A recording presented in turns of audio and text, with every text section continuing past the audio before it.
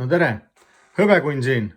Täna siis vaatame, kas poes müüdav hõbedapuhastusvahend lööb selle hõbekangi veel rohkem läikima, kas eemaldab selle naturaalselt tekkinud tooni ja räägime natuke, kas on mõtet üldse poest osta hõbedapuhastusvahendeid.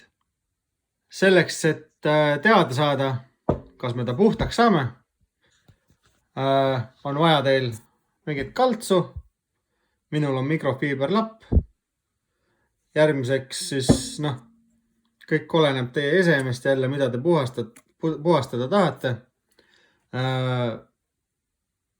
Ja siis tegelikult kandagi see lapile ja hästi õrnalt siis liigutada. Aga mina panen ta kohe siia. Kohe panen siia natukene. Tegelikult läks natuke palju, aga ei ole hullu. Ja siis hakkan lapiga õõruma. Vaatame, mis ta teeb. Ja kas ta üldse midagi teeb. Et õõrume natuke, vaatame.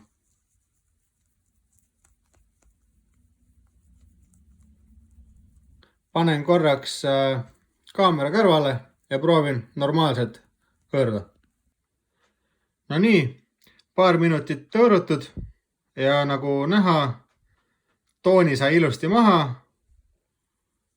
Kang tegelikult ise läigib, väga edukalt läigib.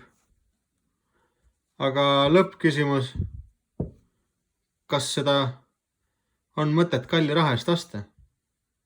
Mina ostsin selle antud toote kunagi siis, kui mul ei olnud piisavalt teadmisi. Et prooviks.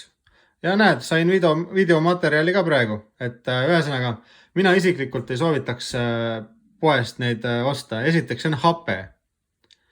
Happega siis põhimõtteliselt puhastad seda.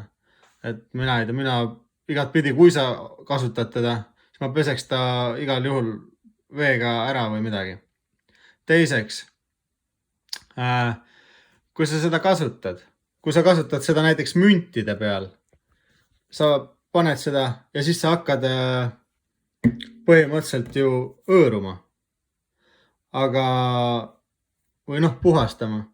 Aga see rikub 100% esiteks mündipinda, kuna see on happe. Teiseks, vahet ei ole, mis kuradi lappi või asja sa kasutad, sa ikkagi õõrud seda mündipinda. Ja kui isegi niisama seda näha pole, siis mikroskoobi all neid kriime või vigastusi, mis mündile tekivad, on ikka näha. Et igati pidi ei soovita. Teiseks, kui sul on tõesti mingisugune hõbelusikas, mida sa tahad ära puhastada, läikima lüüa, okei.